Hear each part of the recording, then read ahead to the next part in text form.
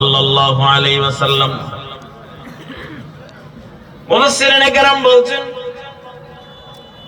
আল্লাহর নবীর সাহাবীরা এতটা সম্মানিত, এতটা মর্যাদাবান, কোরআন কারীমে আল্লাহ রাব্বুল আলামিন তাদের ব্যাপারে বললেন, রাদিয়াল্লাহু আনহুম ওয়া রাদু আনহু, আল্লাহ নিজে তাদের উপরে সন্তুষ্ট।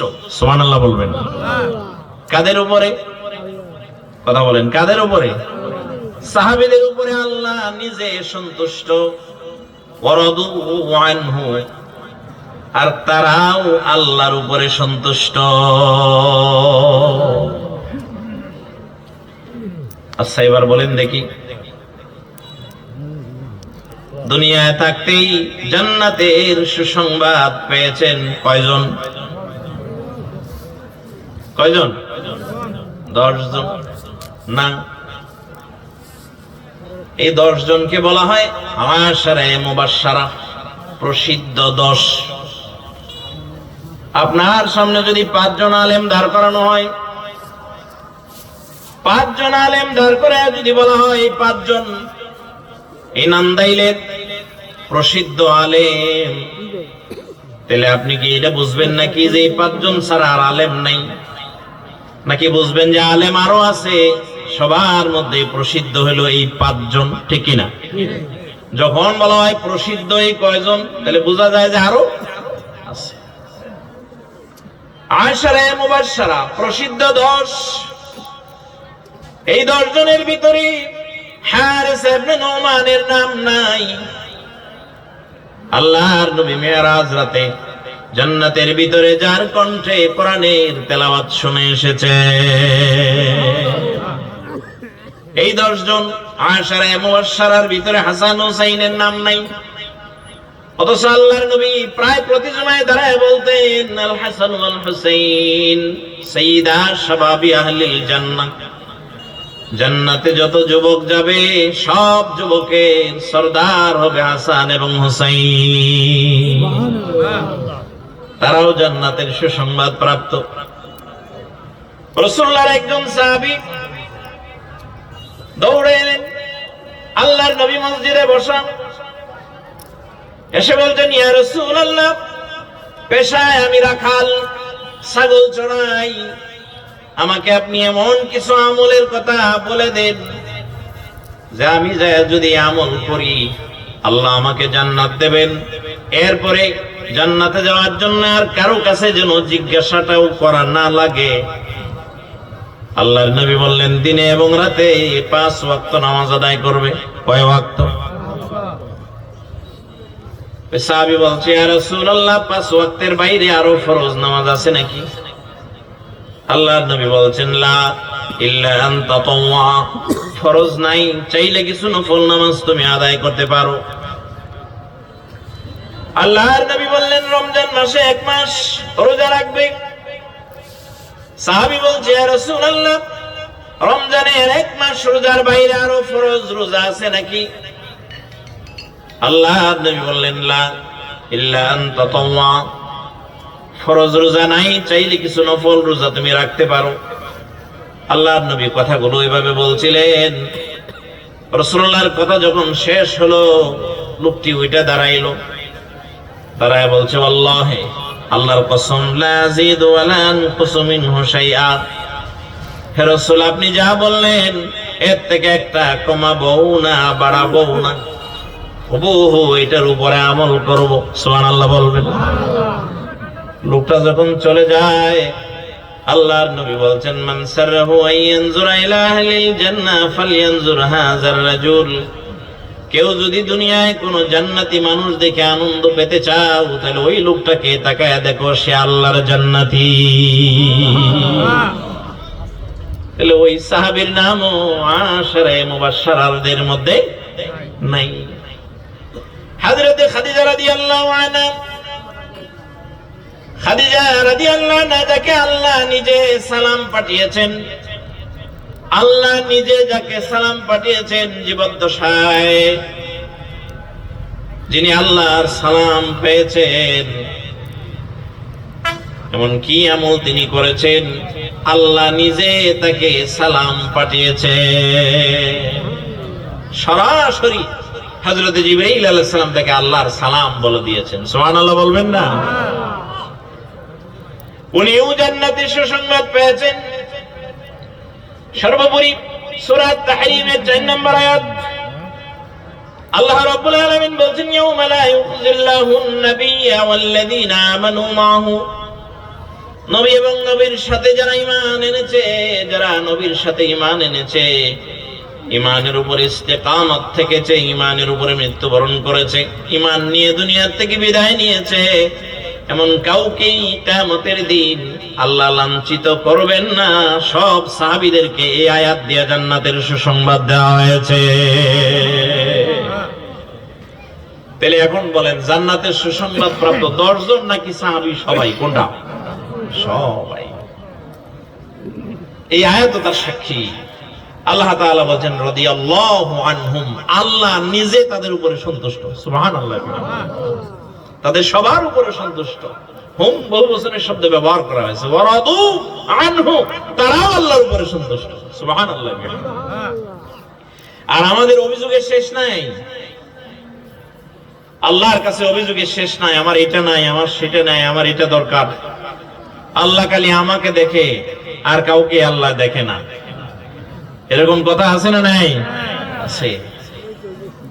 দেখেন তাদের জীবন কেমন। এখান থেকে আমাদের জন্য বড় শিক্ষা, বিরাট বড় শিক্ষা। কোরআনের সরাসরি মুখাতাব তারা, তাদেরকে লক্ষ্য করে কোরআনটা নাজিল হয়েছে। হযরত আবু সালামা একজন সাহাবী, উম্মু সালামা তার স্ত্রী, দুই সাহাবী, দুজনেই নবী মুহাম্মদ রাসূলুল্লাহ সাহাবী হওয়ার সৌভাগ্য অর্জন করেছেন।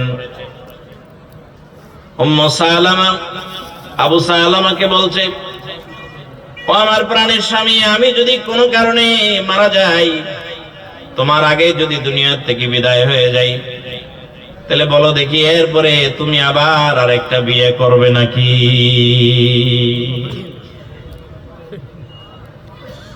এবার আবু সালামা বলছেন, না, তুমি যদি আমার আগে দুনিয়া থেকে বিদায় হয়ে যাও, এটা আমি চাই না। আল্লাহ না করুন, আল্লাহ না করুন, আল্লাহ না করুন। এরপরও হায়াত এবং মওতের মালিক যেহেতু আল্লাহ, আল্লাহ যদি তোমাকে নিয়ে যান, তাহলে তোমায় কথা দিলাম আমি আরেকটা বিয়ে আর করব না। এবার আবু সালামা তার ওয়াইফকে বলছেন, এবার বলো দেখি, আমি যদি মৃত্যুবরণ করি, তাহলে তো বললাম তোমাকে, আমি আমার মনের কথা জানাইলাম। তুমি যদি মৃত্যুবরণ করো, তাহলে আমি বিয়ে আর একটা করবো না। এবার তুমি বলো দেখি, আমি যদি ইন্তেকাল করি, তুমি যদি থেকে যাও দুনিয়ায়, তাহলে তুমি কি করবে? এবার উম্মু সালামা বলছে, না, কোন অবস্থাতে আমি বিয়ে আর একটা বসবো না। শুনতেছেন আপনারা? রাসূলুল্লাহ সাহাবী আবু সালামা বললেন, না, এই কথা তুমি বলো না। আল্লাহ যদি তোমার জন্য এর চাইতে ভালো কল্যাণ রাখেন, তাহলে বিয়ের পরে বসবে না, এই কথা বলা তোমার জন্য উচিত নয়।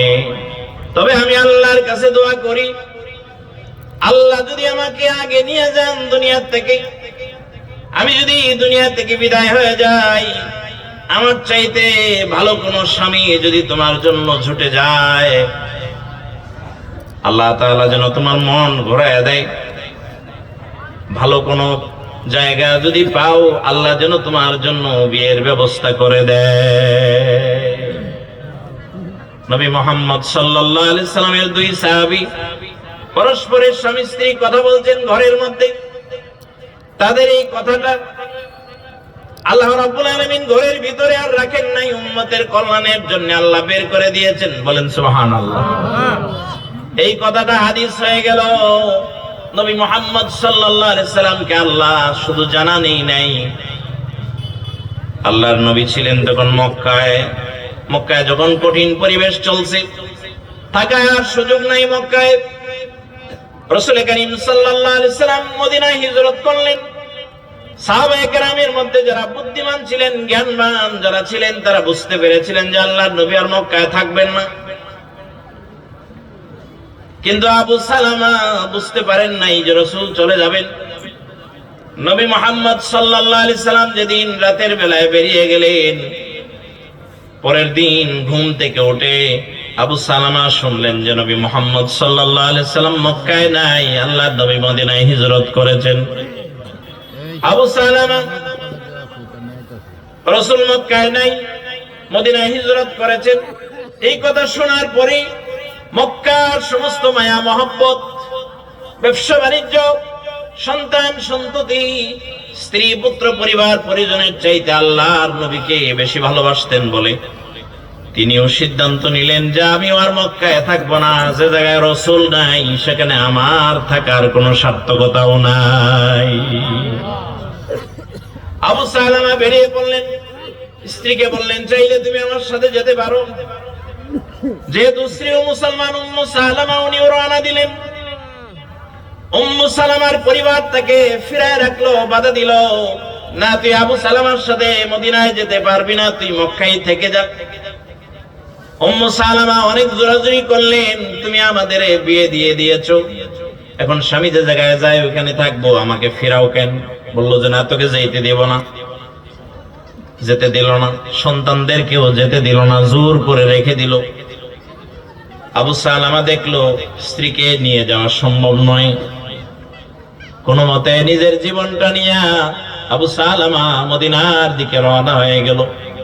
ইতিমধ্যে আল্লাহর নবী, বিশ্ব নবী মুহাম্মদ সাল্লাল্লাহু আলাইহি সাল্লাম মদিনায় যায় পৌঁছে গেছে। কোন যানবাহন নাই, অর্থকড়ি নাই, সব সম্পদ মক্কায় রেখে গেছেন। কাফেররা কিছুই নিতে দেয় নাই। এবার আবু সালামা মদিনায় যাওয়ার পরে নবী মুহাম্মদ সাল্লাল্লাহু আলাইহি সাল্লামের সামনে যখন দাঁড়ালেন, মসজিদে নববীতে দাঁড়ানোর পর তিনি বলতে লাগলেন, ইয়া রাসূলুল্লাহ, ঘুম থেকে উঠে শুনলাম যে আপনি নাই, এজন্য আমি আর মক্কায় থাকতে পারি নাই, মদিনায় চলে এসেছি।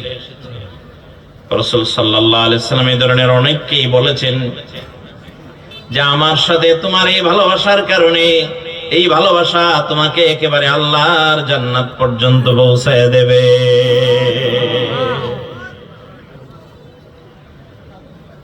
একদিন, দুই দিন, তিন দিন উম্মু সালামা মন টানছে না আর মক্কায় থাকতে। কোন মতে কোন কৌশলে পালায় যাওয়ার জন্য চেষ্টা করছেন। এবার সন্তানদেরকে তিনি নিলেন, সাথে নিয়ে মদিনার উদ্দেশ্যে রওনা দেবেন। চিন্তা করলেন দিনের বেলায় যদি বের হওয়া যায় তাহলে তার ভাইয়েরা, পরিবারের লোকজন তাকে বাধা দেবে, মদিনায় যেতে দেবে না। উম্মু সালামা চিন্তা করলেন যে রাতের বেলায় বের হয়ে যাব। এবার উনি ওনার সন্তানদেরকে সাথে নিয়ে রাতের বেলায় বের হয়ে গেলেন। মহিলা মানুষ, ওনার সাথেও কোনো অর্থ সম্পদ নাই, বহু দূরের রাস্তা, মরুভূমির পথ পাড়ি দিয়া উনিও যায় মদিনায় যায় পৌঁছলে। মসজিদে নববীর সামনে দাঁড়ানো, ফজরের নামাজের সময় হয়ে গেছে। উম্মু সালামার চিন্তা ছিল নিশ্চয়ই আবু সালামা ফজরের নামাজে আল্লাহর নবীর পিছনে নামাজ আদায় করার জন্য এখানে এসেছে, নামাজের পরে তার সাথে দেখা হবে। উম্মু সালামা সন্তানদেরকে নিয়ে মসজিদের বাইরে দাঁড়িয়ে আছে। আল্লাহর নবী মুহাম্মদ সাল্লাল্লাহু আলাইহি সাল্লাম নামাজ শেষ করলেন। সালাম ফিরানোর পরে একজন সাহাবী দাঁড়ায় ঘোষণা দিলেন, ইয়া রাসূলুল্লাহ, মাত্র কয়েকদিন আগে যে সাহাবী আপনাকে না পেয়ে মক্কা ছেড়ে মদিনায় চলে এসেছে, মদিনায় আসার পরে সে অসুস্থ হয়ে যায়, আমরা তার সেবা শুশ্রূষা করি, কিন্তু আল্লাহ তার হায়াতকে বড় সংক্ষিপ্ত করে দিয়েছেন। এ আবু সালামা আজকে রাতের বেলায় তিনি ইন্তেকাল করেছে। আমরা তার গোসল দিয়েছি, কাফন পরাইয়াছি। নবী মুহাম্মদ সাল্লাল্লাহু আলাইহি সাল্লামের কাছে আবু সালামার নাম বলতেই মনে পড়ে গেল এত সেই সাহাবী যে আমার ভালোবাসার টানে মক্কা ছেড়ে মদিনায় চলে এসেছে, অসুস্থ হওয়ার পরে সে ইন্তেকাল করেছে। আল্লাহর নবী খুব ব্যথিত হলেন। নবী মুহাম্মদ সাল্লাল্লাহু আলাইহি সাল্লাম তার জন্য দোয়া করলেন। আল্লাহর রাসূল তার জানাজার নামাজ পড়ালেন। জানাজার নামাজ শেষ হওয়ার সাথে সাথে আরেকজন সাহাবী যায় খবর দিলেন, ইয়া রাসূলুল্লাহ, যে আবু সালামা ইন্তেকাল করেছে, তার স্ত্রী তার সন্তানদেরকে নিয়ে মসজিদে নববীর সামনে এসে দাঁড়িয়ে আছে। আল্লাহর নবী মুহাম্মদ সাল্লাল্লাহু আলাইহি সাল্লাম বললেন, ও উম্মু সালামা, চিন্তা করো না, আমি নবী মুহাম্মদ সাল্লাল্লাহু আলাইহি সাল্লাম তোমার জন্য ভালো কোনো আশ্রয়ের ব্যবস্থা করে দেব, কারো না কারো সাথে তোমার বিয়ে দিয়ে দেব, তোমার দুঃখ যেন গুছায় যায় এজন্য আমি চেষ্টা করব। আল্লাহ তার রাসূলকে জানায় দিলেন, ইয়া রাসূলুল্লাহ, যারা আপনাকে আপনার জীবনের চাইতে ভালোবাসে, আপনি সিদ্ধান্ত নিয়েছেন, চিন্তা করছেন উম্মু সালামাকে কারো না কারো সাথে বিয়ে দিয়ে দিবেন, কিন্তু আল্লাহর সিদ্ধান্ত হলো, আল্লাহর নির্দেশনা হলো উম্মু সালামাকে আপনি নিজেই বিয়ে করবেন। নবী মুহাম্মদ রাসূলুল্লাহ সাল্লাল্লাহু আলাইহি সাল্লাম আল্লাহর নির্দেশনা অনুযায়ী উম্মু সালামাকে বিয়ে করলেন। আচ্ছা, এবার বলেন তো দেখি, উম্মু সালামা আবু সালামার চাইতে ভালো স্বামী পেয়েছে কি পায় নাই? তাহলে দোয়া কারটা কবুল হয়েছিল, স্বামীরটা না স্ত্রীরটা? কোনটা? স্বামীরটা ওই দিন কবুল হয়ে গেছিল। দুইজনই আল্লাহর নবীকে ভালোবাসতেন, নিজের জান এবং প্রাণ দিয়ে জীবনের সব কিছুর চাইতে অগ্রাধিকার দিতেন। ওয়ায়ুসিরুনা আলা আনফুসিহিম ওয়ালাউ কানা বিহিম খাসাসা, নিজেদের জীবনে প্রয়োজন থাকার পরও সবার আগে তারা দ্বীনকে প্রাধান্য দিতেন, দ্বীনকে তারা অগ্রাধিকার দিতেন। আমরা দ্বীনকে, ইসলামকে, আল্লাহর রাসূলকে আমাদের নিজেদের জীবনের চাইতে অগ্রাধিকার দিব। রাজি আছেন ইনশাআল্লাহ? আল্লাহর নবী বিশ্ব নবী মুহাম্মদ সাল্লাল্লাহু আলাইহি সাল্লাম বলছেন, আরহামু উম্মতি বিউম্মতি আবু বকর, আমার উম্মতের ভিতরে সবচাইতে বড় দয়ালু হলো আবু বকর। আবু বকরের মনটাকে আল্লাহ তাআলা দয়া দিয়া, রহম দিয়া আল্লাহ তাআলা ভরপুর করে দিয়েছেন। হযরতে আবু বকর সিদ্দিক রাদিয়াল্লাহু আনহু যখন খলিফা হলেন, খলিফা হওয়ার পরে হযরতে আবু বকর রাদিয়াল্লাহু আনহুর আগের ব্যবসা ছিল, তিনি কাপড়ের ব্যবসা করতেন। খলিফা হওয়ার পরে কাপড়ের গাঁটুরি মাথায় নিয়ে বাজারে যান। হযরত ওমর রাদিয়াল্লাহু আনহু বাধা দিলেন, না, আপনি এখন আর বাজারে যেতে পারবেন না, আপনার পার্সোনাল কাজের এখন আর সুযোগ নাই, কারণ আপনি খলিফাতুল মুসলিমিন। এখন যে আপনি ব্যবসা করবেন এই সময় নাই, সময় দিতে হবে মানুষকে, মানুষের সমস্যার সমাধানের জন্য। আল্লাহর নবী দ্বীনকে যে জায়গায় রেখে গেছেন সেই জায়গায় আপনাকে এই দায়িত্ব পালন করতে হবে। হযরতে আবু বকর রাদিয়াল্লাহু আনহু বললেন, তাহলে আমার সংসার চলবে কি দিয়ে ব্যবসা না করলে? আল্লাহর নবীর জন্য ছিল খুমুস, ওয়ালামু আন্নামা গানিমতুম মিন শাইইন ফাআন্না লিল্লাহি খুমুসাহু ওয়া লিররাসূল, গনিমতের মালের 5 ভাগের 1 ভাগ আল্লাহ ও তার রাসূলের জন্য কোরআনের আয়াত দিয়ে বরাদ্দ ছিল। আমার সংসার চলবে কেমনে? সাহাবায়ে কেরাম একসাথে বসে হযরতে আবু বকর রাদিয়াল্লাহু আনহুর জন্য বছরে 2500 দিরহাম সম্মানী নির্ধারণ করলেন, যে আবু বকর রাদিয়াল্লাহু আনহুর পরিবার চলার জন্য যে 2500 দিরহামের প্রয়োজন হয়, বাইতুল মাল থেকে, রাষ্ট্রের কোষাগার থেকে আবু বকর বছরে 2500 দিরহাম নেবেন। ও ভাই আমার শুনুন, ইখলাস কার নাম? হযরতে আবু বকর সিদ্দিক রাদিয়াল্লাহু আনহু কত উঁচু মাপের সাহাবী। হযরতে আবু বকর সিদ্দিক রাদিয়াল্লাহু আনহুর বাড়িতে একদিন তিনি ঢুকলেন। ঘরে যাওয়ার পরে স্ত্রী সামনে এনে পায়েস খেতে দিলেন। হযরতে আবু বকর রাদিয়াল্লাহু আনহু বললেন, বাইতুল মাল থেকে আমাকে যে পরিমাণ সম্মানী দেওয়া হয় এটা দিয়ে তো পায়েস হওয়ার কথা না। হযরতে আবু বকর রাদিয়াল্লাহু আনহু স্ত্রী জানালেন, প্রতিদিন রান্নার জন্য যে পরিমাণ খাবার বরাদ্দ থাকে ওই জায়গা থেকে অল্প অল্প করে রেখেছি, 2 মাস যাবত রাখতে রাখতে যে অল্প পরিমাণ খাদ্যদ্রব্য অতিরিক্ত হয়েছে, এটার অর্ধেক গুলো বিক্রয় করে দিয়েছি। বিক্রয় করে চিনি কিনেছি, আর বাকি অর্ধেক দিয়ে একসাথে রান্না করেছি। হযরতে আবু বকর সিদ্দিক রাদিয়াল্লাহু আনহু এই পায়েস তিনি খান নাই। রাসূলের সাহাবীদেরকে দেয়া বললেন, তোমরা আমাকে বছরে যে সম্মানী দাও, আমার কাছে মনে হয়েছে তার চাইতে আর একটু কম দিলেও চলবে। সুবহানাল্লাহ বলবেন না? ঈমান কয় টাকার সামনে থাকে না, সেটা হলো হিসাব। 10 টাকার নোট পাইলে দিয়ে দেয়, এই ভাই কার টাকা পড়ছে নিয়ে যান। এটা যদি 1000 হয় বা আরো যদি বেশি হয়, তখন ঈমান থাকে কি থাকে না, সে জায়গায় হলো প্রশ্ন। হযরত আবু বকর সিদ্দিক রাদিয়াল্লাহু আনহুর ব্যাপারে আল্লাহর নবী বলছেন, আরহামু উম্মতি বি উম্মতি আবু বকর ওয়া আশাদ্দুহুম ফি আমরিল্লাহি আমর। আমার উমর হলো দ্বীনের ব্যাপারে কঠোর। শুধু কঠোরই নয়, এতটা কঠোর, হযরত ওমর রাদিয়াল্লাহু আনহু যে রাস্তা দিয়া যাইতেন, শয়তান যদি দেখতো যে ওমর আসতেছে, ওই রাস্তা দিয়া শয়তান না যায়া অন্য রাস্তা দিয়া যাইতো। সুবহানাল্লাহ বলবেন না? ওই রাস্তা দিয়ে শয়তান আসতো, ওনাকে দেখিয়া অন্য রাস্তা দিয়ে যাইতো। হযরত ওমর রাদিয়াল্লাহু আনহুর ব্যাপারে আল্লাহর নবীর চমৎকার দুটো হাদিস আছে, খুবই চমৎকার। নবী মুহাম্মদুর রাসূলুল্লাহ সাল্লাল্লাহু আলাইহি ওয়াসাল্লাম হাদিস শরীফে বর্ণনা করেন, আল্লাহর নবী মসজিদে মিম্বরে বসে বলছেন, আমি গত রাত স্বপ্নে দেখলাম হযরত জিবরীল আমাকে একটা পেয়ালা দিয়ে গেল দুধের। আমি দুধের পেয়ালার ভিতরে আমি আমার প্রথম শাহাদাত আঙ্গুলি প্রবেশ করাইলাম। বলেন সুবহানাল্লাহ। কে বলছেন?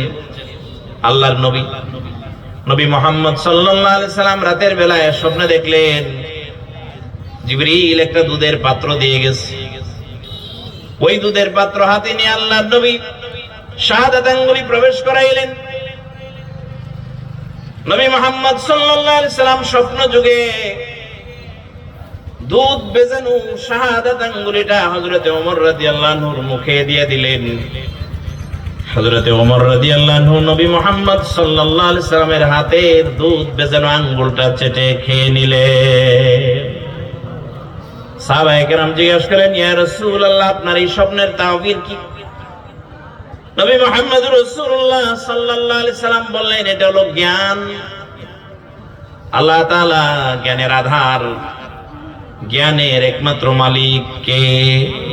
আরো জোরে বলেন, কে? আল্লাহ।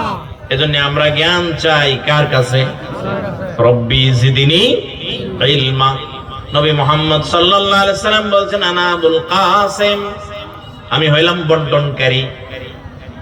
আল্লাহ তাআলা এটা দিয়েছেন, বন্টনের দায়িত্ব আল্লাহ আমাকে দিয়েছেন। সুবহানাল্লাহ। আরেকটি হাদিসে বলা হয়েছে, আল্লাহর নবী বিশ্বনবী মুহাম্মদ রাসূলুল্লাহ সাল্লাল্লাহু আলাইহি সাল্লাম বলছেন, আমি রাতের বেলায় স্বপ্নে দেখলাম তোমাদের কারো কারো জামা নাভি পর্যন্ত, কারো কারো জামা আরেকটু নিচে, কারো কারো জামা হাঁটু পর্যন্ত, কারোটা হাঁটুর নিচে। আর ওমরকে দেখলাম এমন একটা জামা সে পরিধান করেছে, জামা স্বাভাবিকভাবে নাই। ওমর হেঁটে হেঁটে আসতেছে, ওমরের গায়ের জামাটা একবারে মাটি ছেঁচড়ায়া আসতেছে। সাহাবায়ে কেরাম জিজ্ঞেস করলেন, ইয়া রাসূলুল্লাহ, আপনার স্বপ্নে দেখা এই জামার তাবির কি? নবী মুহাম্মদ সাল্লাল্লাহু আলাইহি সাল্লাম বলেন, এখানে জামার অর্থ হলো দিনদারিতা, তাকওয়া। সুবহানাল্লাহ। কত তাকওয়া ছিল হযরত ওমর রাদিয়াল্লাহু আনহু। তিনি তো সেই সাহাবী, জলিলুল কদর সাহাবী হযরত ওমর ইবনুল খাত্তাব রাদিয়াল্লাহু আনহু। যেমন ছিল নেতৃত্বের গুণাবলী, তেমনই ছিল আধ্যাত্মিকতা। নিশ্চয়ই আপনাদের ভুলে যাওয়ার কথা নয়, হযরত ওমর রাদিয়াল্লাহু আনহু যখন খলিফা, ফজরের নামাজ পড়াচ্ছেন, হযরত আলী রাদিয়াল্লাহু আনহু রাতের বেলায় তিনি স্বপ্নে দেখতে পেলেন, ফজরের আজানের আগে আগে স্বপ্নে দেখলেন স্বপ্নের মধ্যে শুনতে পেলেন আজান যেন হয়ে গেছে। তাড়াতাড়ি উঠে ওযু করে মসজিদে নববীতে গেলেন। মসজিদে নববীর ভিতরে স্বপ্ন যুগে তিনি মসজিদে নববীতে ঢুকে দেখলেন আল্লাহর রাসূল ফজরের সালাত শুরু করে দিয়েছেন। হযরত আলী রাদিয়াল্লাহু আনহু স্বপ্নের ভিতরে মসজিদে যায় নামাজে দাঁড়ালেন। রাসূলুল্লাহর পিছনে ফজরের নামাজ আদায় করলেন। আল্লাহর রাসূলের পিছনে ফজরের নামাজ আদায় করে কোন এক সাংসারিক প্রয়োজনে হযরত আলী রাদিয়াল্লাহু আনহু তাড়াতাড়ি মসজিদ থেকে বের হতে যাবেন। এমন সময় দেখলেন দরজায় এক বুড়ি মহিলা এক পাত্র খেজুর নিয়ে হাজির। ওই মহিলা বলছে, আলী, খেজুরগুলো নিয়ে আল্লাহর রাসূলকে দেন, এটা যেন তিনি খান, সাহাবায়ে কেরামকে যেন খেতে দেন। এটা সৎকার খেজুর নয়, এটা যাকাতের নয়, আমার নতুন বাগানের খেজুর, এজন্য আল্লাহর রাসূলকে এটা হাদিয়া দিলাম।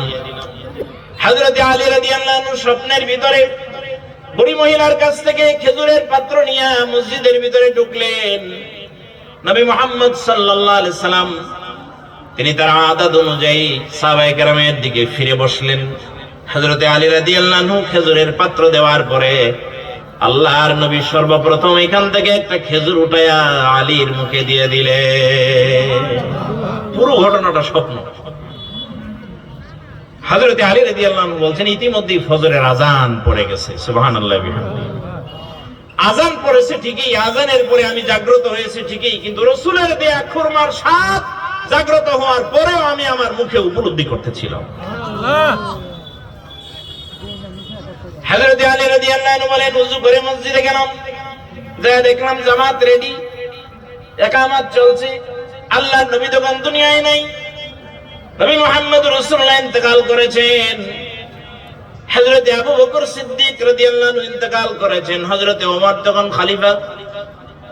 ওমর রাদিয়াল্লাহু আনহু নামাজের কাতারে যায় দাঁড়ালেন, ইমামতির জায়গায় দাঁড়ালেন, নামাজ শুরু হয়ে গেল। হযরত আলী রাদিয়াল্লাহু আনহু পিছনে নামাজ পড়তেছেন। এবার বাস্তব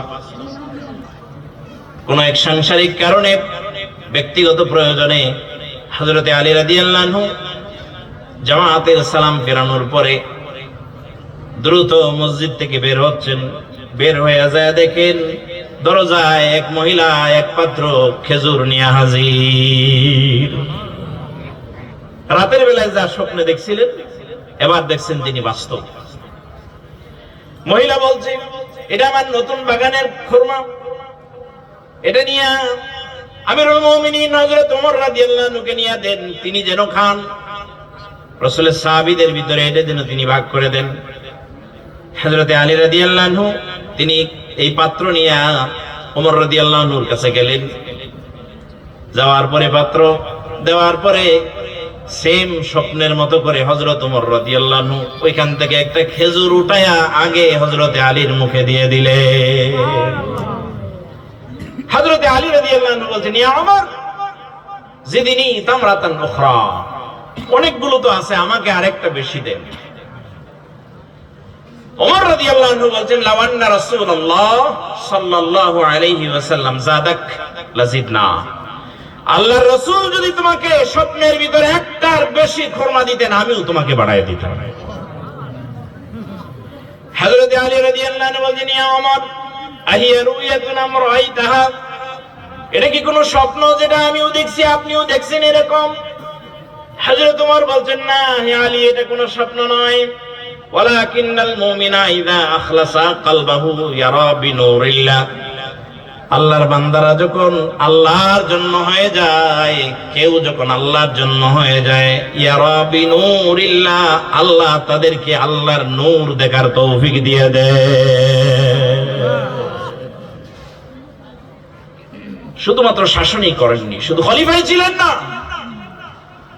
আধ্যাত্মিকতা ছিল দারুণ, আকাশ ছোঁয়া। হযরত ওমর রাদিয়াল্লাহু আনহু এত বেশি আধ্যাত্মিক ছিলেন, ওমর ইবনুল খাত্তাব রাদিয়াল্লাহু আনহু সৈন্যবাহিনী প্রেরণ করলেন পারস্য দেশে। পারস্য দেশে সেনাবাহিনী প্রেরণ করলেন হযরত ওমর। প্রেরণ করার পরে চিন্তা আছেন ওরা কোন দিক দিয়ে না জানি যায়, কোন দিকে যায়। হযরত ওমর রাদিয়াল্লাহু আনহু সৈন্যবাহিনী প্রেরণ করার কয়েকদিন পরে জুমার নামাজের জন্য মসজিদে নববীর মিম্বরে দাঁড়ালেন। আমিরুল মুমিনিন হযরত ওমর রাদিয়াল্লাহু আনহু জুমার খুতবা দিচ্ছেন। খুতবার ভিতরে হঠাৎ করে বললেন, ইয়া সারিয়াল জাবাল, ইয়া সারিয়াল জাবাল। সাহাবায়ে কেরাম চিন্তা করলেন, এটা তো খুতবার সাথে মিলে না, খুতবার সাথে উনার এই বক্তব্যের কোনো মিল নাই। ও পাহাড়ের আরোহীরা। জুমা শেষ হইলে পরে কয়েকজন সাহাবী জিজ্ঞেস করলেন, ও আমিরুল মুমিনিন, আপনি খুতবা দেওয়ার সময় আজকে অতিরিক্ত কয়েকটা কথা বলছেন, ইয়া সারিয়াল জাবাল। হঠাৎ করে খুতবার ভিতরে আপনি এই কথা কেন বললেন? ও পাহাড়ের আরোহীরা, সাবধান হও। হযরত ওমর রাদিয়াল্লাহু আনহু বলেন, তোমরা জানো পারস্যদের নিকটে একটা সৈন্যবাহিনী প্রেরণ করেছি। মিম্বরে ওঠার পরে আমাকে দেখানো হয়েছে আমার এই প্রেরিত সৈন্যবাহিনী, ওরা চিন্তা করতেছে পাহাড়ের নিচ দিয়ে যাবে না উপর দিয়ে যাবে। পাহাড়ের উপরে তাদের জন্য রয়েছে বিশাল শত্রু বাহিনী রেডি। ওই দিক দিয়ে গেলে পরে বিশৃঙ্খলা সৃষ্টি হবে, তারা আক্রমণের শিকার হবে, আঘাতের শিকার হবে। কাজে তারা যেন নিজ দিক দিয়ে পার হয়ে চলে যায়। আমি ওই জায়গায় দাঁড়ায় থেকে জুমার খুতবার মাঝখানে আমি আমার সৈন্য দলকে দিক নির্দেশনা দিয়েছি। কিছু মুনাফিক ওই সময়ও ছিল। এটা তো কোরআনের কথা। ওমিন আহলিল মদিনাতি মারাদু আলান নিফাক। মদিনার মধ্যে দুই একজন এরকম ছিল, কিছু কিছু মানুষ এরকম ছিল যাদের অন্তরে মুনাফিকই ছিল। মুনাফিকরা বলতে লাগলো, বেটা জুমার মিম্বরে দাঁড়ায় খুতবা দেয়, কোন জায়গায় পারস্য ওই জায়গায় সেনাবাহিনী প্রেরণ করছে। জুমার নামাজে খুতবায় দাঁড়ায় ওইখানে সেনাবাহিনীর দিক নির্দেশনা দিছে। এটা মোটেও বিশ্বাস হয় না।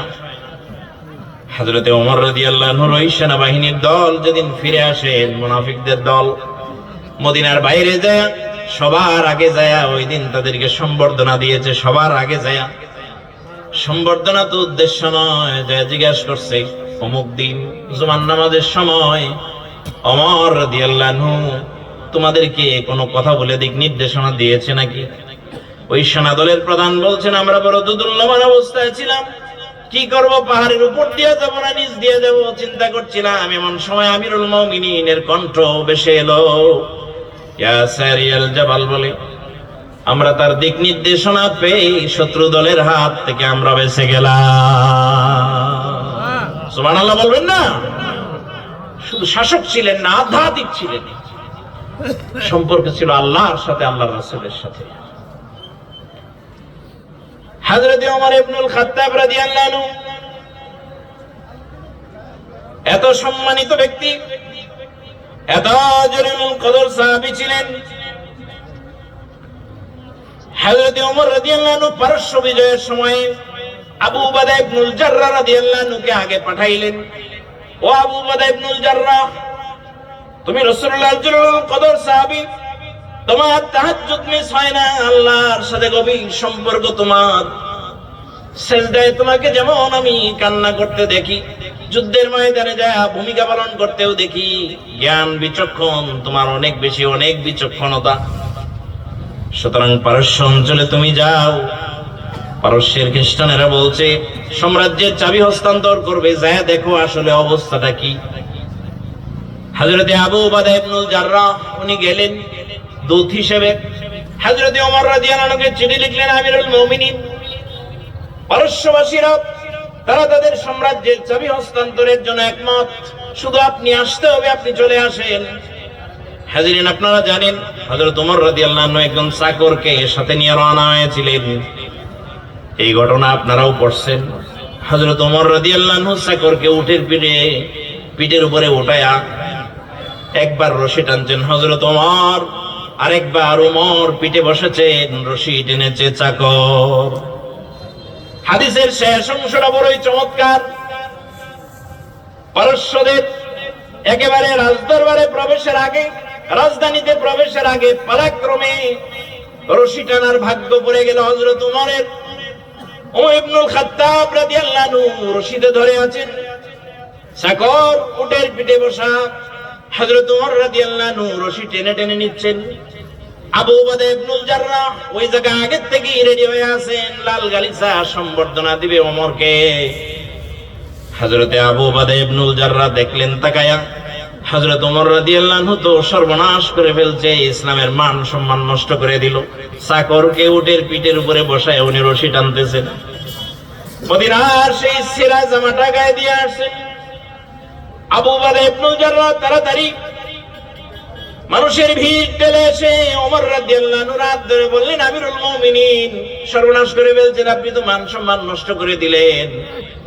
ওরা তো সম্বর্ধনা দিতেছে চাকরকে, মনে করছে উনি মনে হয় ওমর।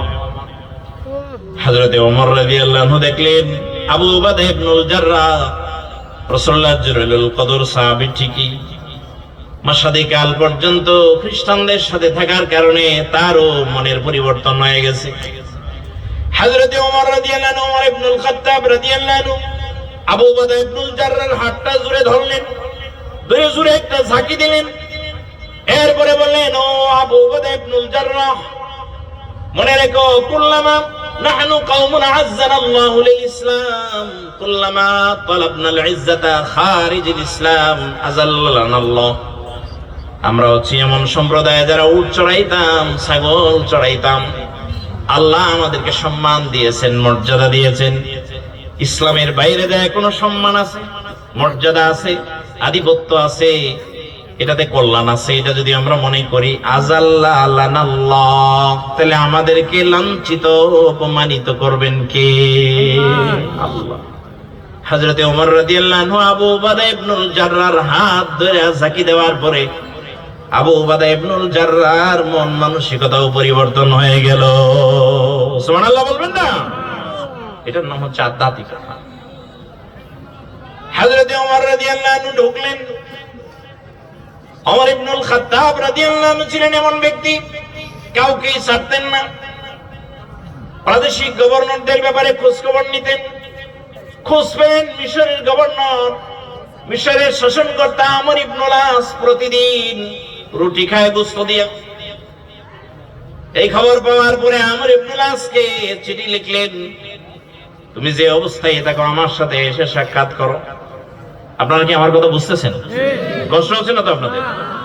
হযরতে আমর ইবনুল আস দৌড়ে এলেন, আমিরুল মুমিনিন হযরতে ওমর রাদিয়াল্লাহু আনহুর সামনে বসা। রাতের বেলায় খাবারের সময় হয়ে গেছে। হযরতে ওমর রাদিয়াল্লাহু আনহু ছেলেকে বললেন, রাতের খাবার নিয়ে আসো। ওমর রাদিয়াল্লাহু আনহু ছেলে শুকনা রুটি নিয়ে এলো আর জৈতুনের একটু তেল নিয়ে আসছে। হযরতে ওমর রাদিয়াল্লাহু আনহু খাওয়া শুরু করে দিলেন। এক রুটি খাওয়া শেষ।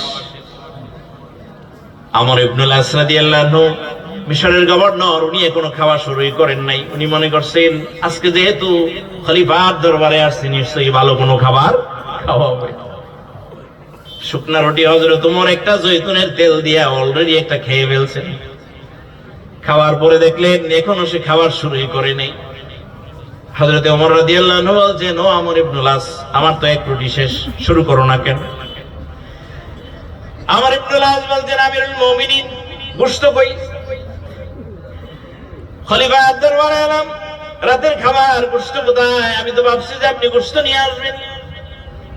হযরতে ওমর রাদিয়াল্লাহু আনহু বলছেন, হ্যাঁ, এটাই তো জানতে চাইছিলাম তোমার কাছ থেকে, এই সুযোগের অপেক্ষায় ছিলাম।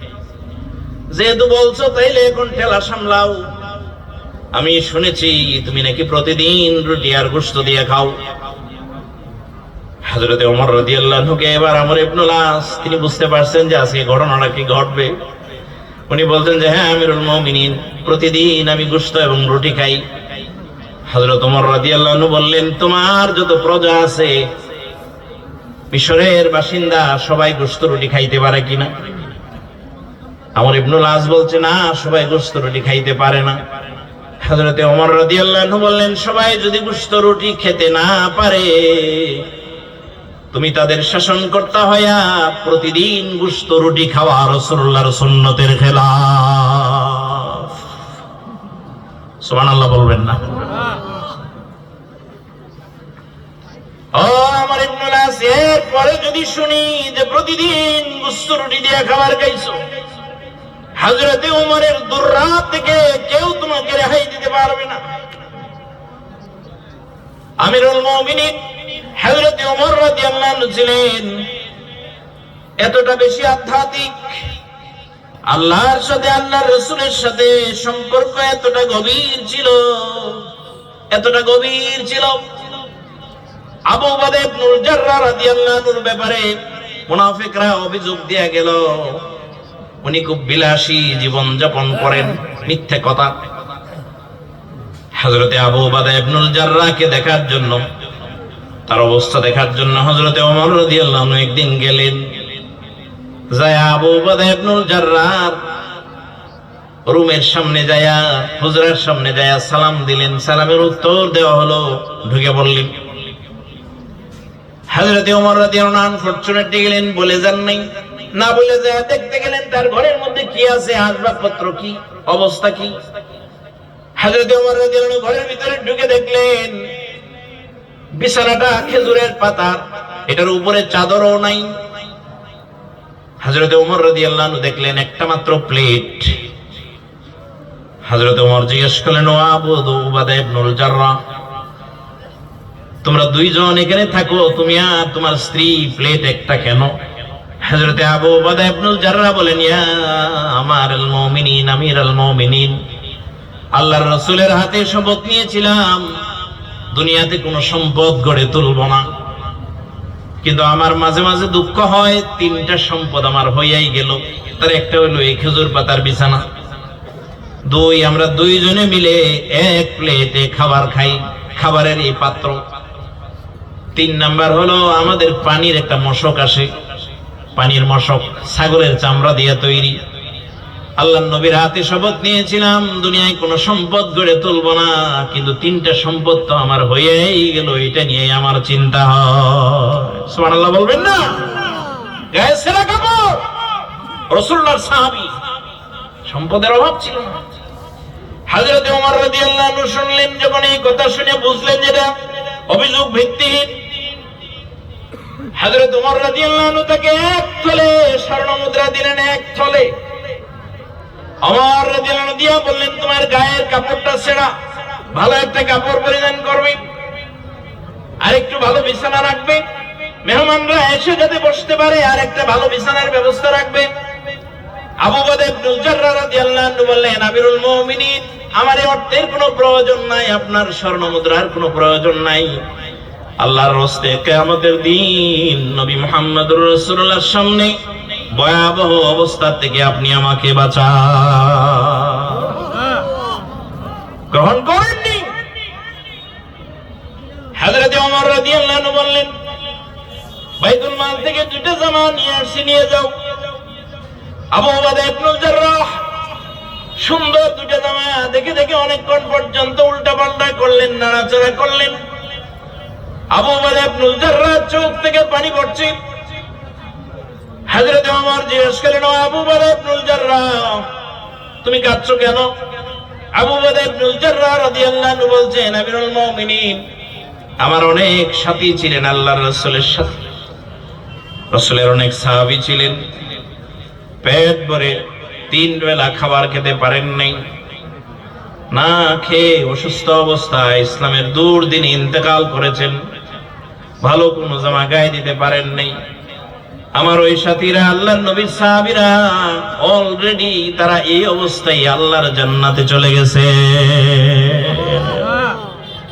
আর আমরা তো দুনিয়ার চাকচিক্যর মধ্যে পড়ে গেলাম। এগুলো আমাদেরকে বিভ্রান্ত করে দেয় কিনা?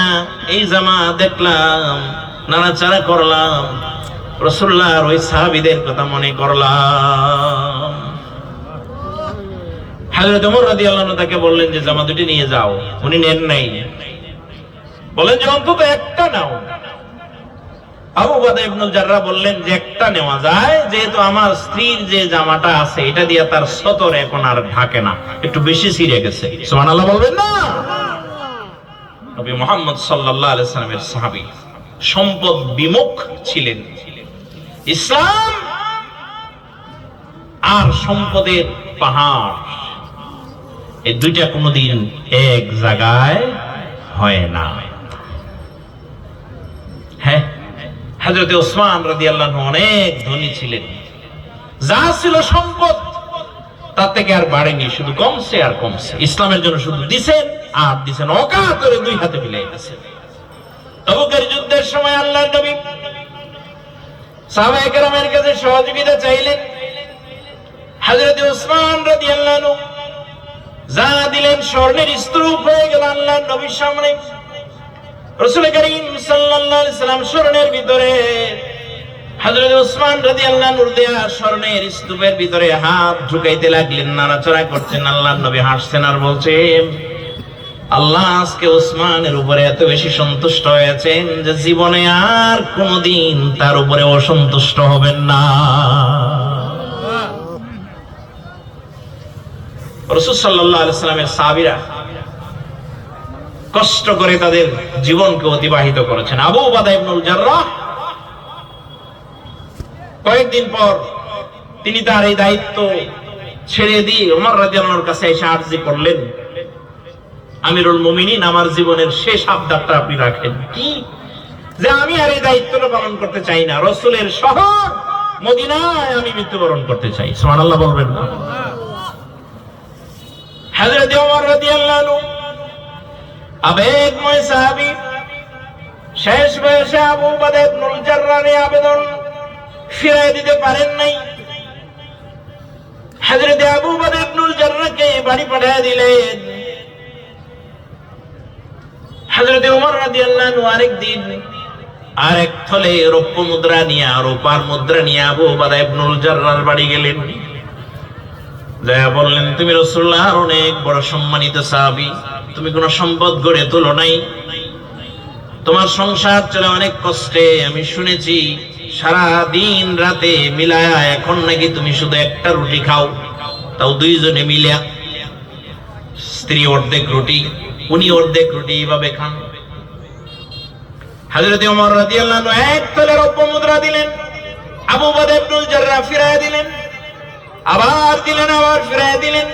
পর্দার আড়াল থেকে স্ত্রী বললেন, ও আবু উবাদা ইবনুল জাররাহ, হাদিয়া ফেরত দিতে নাই, এটা নবী মুহাম্মদ সাল্লাল্লাহু আলাইহি সাল্লামের সুন্নাহর খেলাফ, আপনি গ্রহণ করেন, নিজের জন্য প্রয়োজন মনে না করলে অভাবী মানুষদের কাছে বিলাইয়া দেন।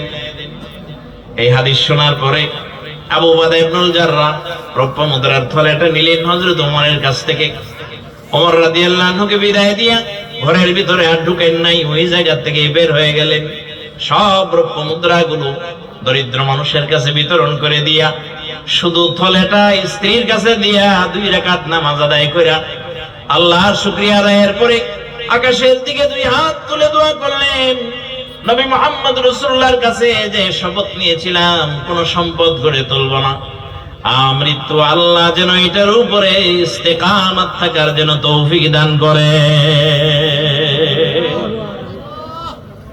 ওয়ায়ুসিরুনা আলা আনফুসিহিম ওয়ালাউ কানা বিহিম খাসাসা, নিজেদের জীবনে প্রয়োজন থাকার পরও তারা অপর ভাইকে অগ্রাধিকার দিয়েছেন, আল্লাহর নবীকে প্রাধান্য দিয়েছেন, নিজেদের জীবনের সম্পদকে তারা গ্রহণ করেননি, গ্রহণ করেছেন শুধু দিন, শুধু আল্লাহর রাসূলকে গ্রহণ করেছেন।